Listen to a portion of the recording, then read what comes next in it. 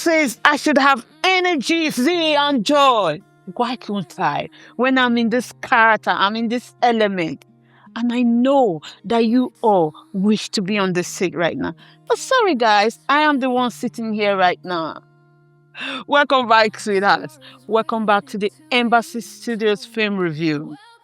Remember we stopped at the part 1 of To Kill a Monkey, and now we are in the second part.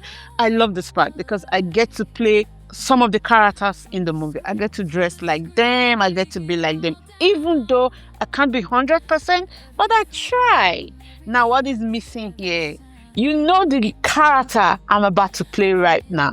It's the beautiful, beautiful Lillian affected by as Idia, that character that every girl will want to play. I know you'll be asking, where are the nails? Where are the rings? I told the producer, I don't think I can do that today, but with this, I'm okay.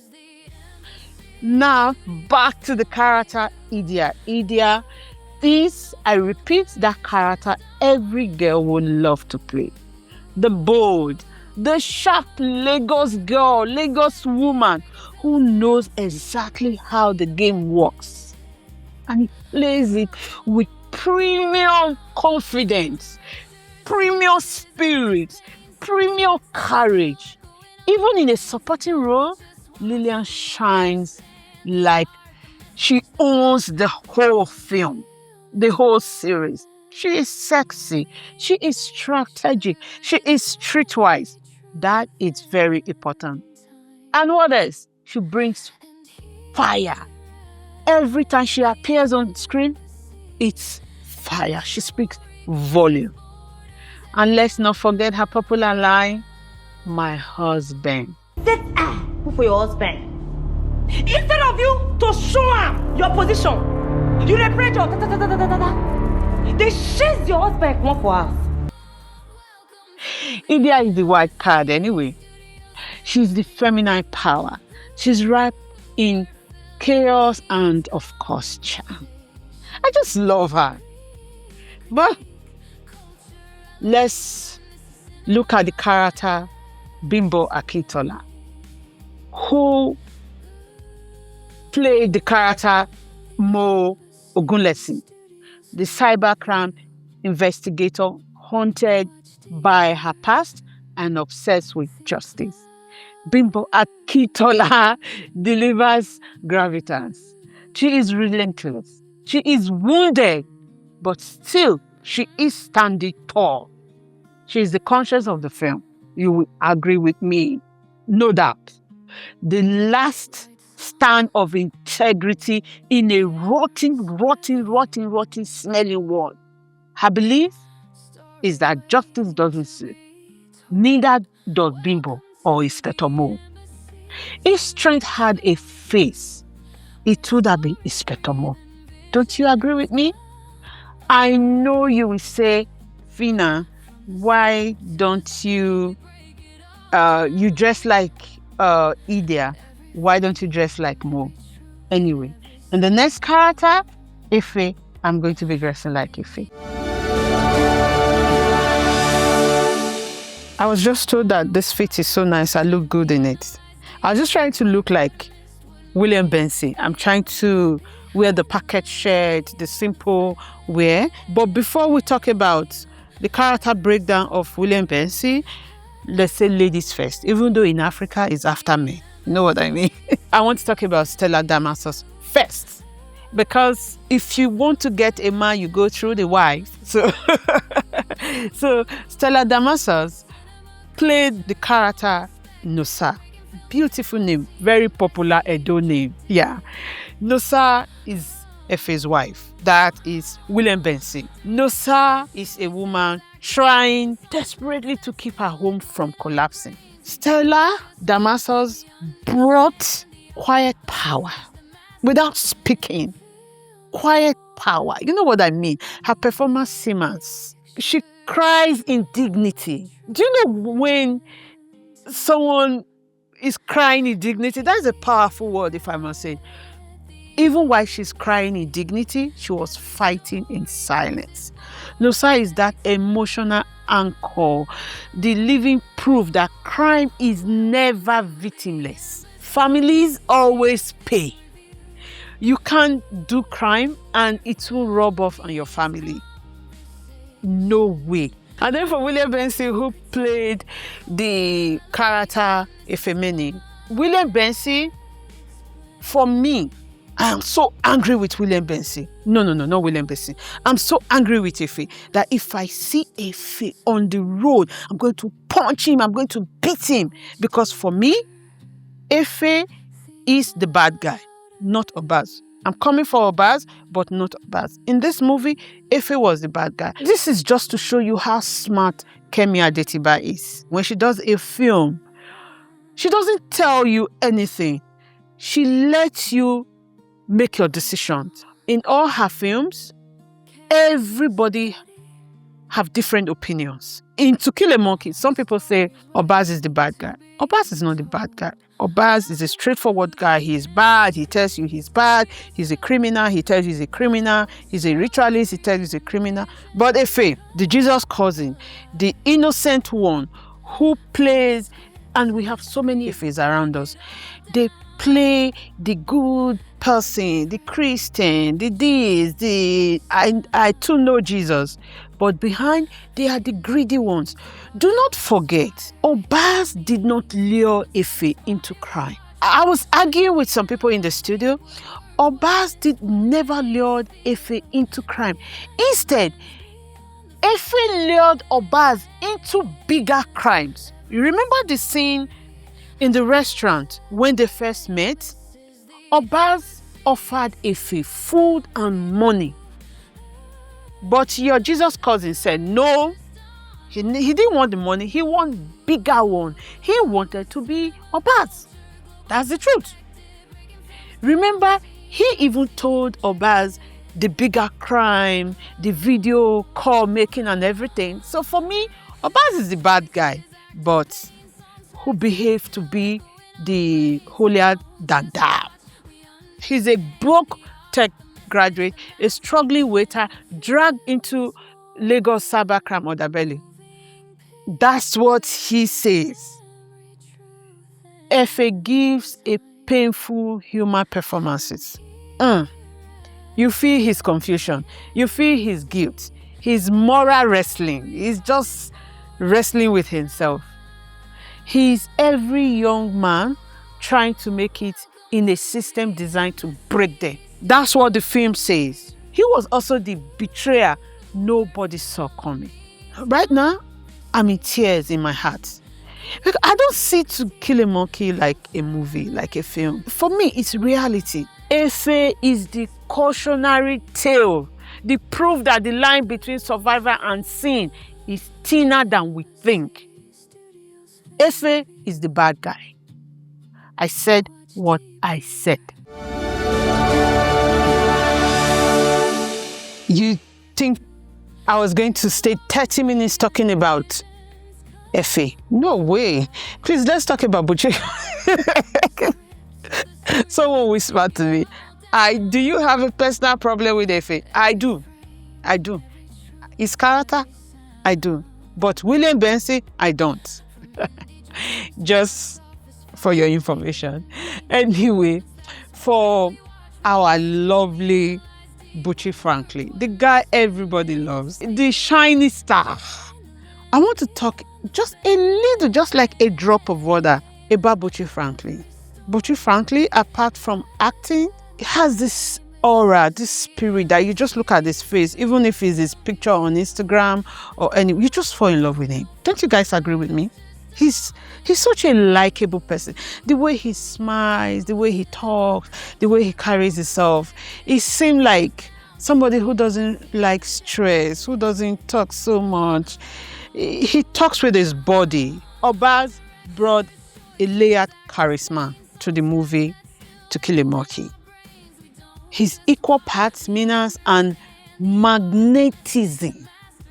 I'm going to be using big grammar now because I'm talking about Buchi. I mean, this is Buchi. You know, I try to be in the character. I try to wear he's kind of close. I love this guy. He didn't just pull Efe into crime. Yes, I know what I'm talking about now. Abaz did not pull Efe into crime. He pulled us, the audience, he pulled us into his twisted brotherhood in the movie. Some people think he's dangerous, he's funny, he's brutally honest. Brutally honest. You know, I said it earlier that Abaz never lied. He never pretended to be Jesus' cousin. He never pretended to be that nice guy next door. He always told you he's a bad guy, he's this, he's that. No matter what, how bad the character played, he was still lovable. And you know that legendary emotional line, the brotherly, they my back, nobody go touch you, they go kill me first before they touch you. They my back, before they touch me, now kill me. Touch my brother, they my back, don't worry. That's epic. That's human. That's unforgettable. Buchi's, Frankly's great-grandchildren or grandchildren are going to meet that line. Trust me. Kemi Adetiba is such a genius. These lines are powerful. Recently, I was having a conversation with some artists, musicians, and I told them, when you are writing a song, be very conscious of the words you use, the lines, because they stay forever. And that is what Kemi does with her films. King of Boys is the same thing. There is always something you remember. Brotherly, they my back. Even though you don't like speaking pidgin English, you don't forget such lines. Abaz is that friend society wants you about, but your spirit still respects them. I love Abaz. We love Abaz. Everybody loves Abaz. Now from Abaz, let's end the characters before we move on to our beautiful Kemi Adetiba and her husband. Let's talk about Constance Owóyẹmí as Madame Adoni. I was going to be in her character, so I was going to wear something like her. You all remember Madame Lock the Door. Many of us love that line, love that character. That line was trending everywhere. Madame Lock the Door, Madame Lock the Door, you know. Let me not go for that. You know, she is that character who operated in the shadows. She's a fixer, a facilitator, a queen on the chessboard. Even though her time was limited, kind of, but unforgettable presence. Unforgettable. Her silence was loud. Her movements, calculated. Her makeup, oh Lord, I wish I could do that, was elevated. Kemi, she is good. And then Madame Lock the Door is the invincible power, reminding us that in the underworld, those who overlook are often the most dangerous. Those ones that we don't talk about, we just look down, they are the most dangerous ones. Before I talk about Kemi and Oscar, I wanted to change and dress like Beyonce, because that's the only way I can describe Kemi Adetiba. I would love to dress like Beyonce. I would love to dress like Jay-Z. So for me, Kemi and Oscar, like Beyonce and Jay-Z of Nollywood, they are the cinematic empire of Nollywood. There's no doubt about that. I don't know who's going to come up with something crazy tomorrow, but for now, let's talk about Kemi and Oscar, her husband. How do I start this? How do I talk about these people? Because I feel, especially for Oscar, I feel we don't talk enough about him. I feel credit is not given to that guy enough. That guy is should I call him a genius? But let me let you know that Kemi and Oscar's cinematic empire is like, their cinematic empire in Nollywood is like Beyonce and Jay-Z to Hollywood. Let's take a moment to talk about the creative force behind To Kill a Monkey. The incredible Kemi Adetiba and her husband, Oscar Hema Aka. Because when I watched this project, one thing became clear, frankly clear, that what Kemi and Oscar have built together is not just a film. They are not doing a film. They are building a movement. A movement. They are, quite frankly, the Beyonce and Jay-Z of Nollywood. You can't take that away from them. They are doing this with the help of Kemi's brother, Remy. Oh, Lord. This is massive.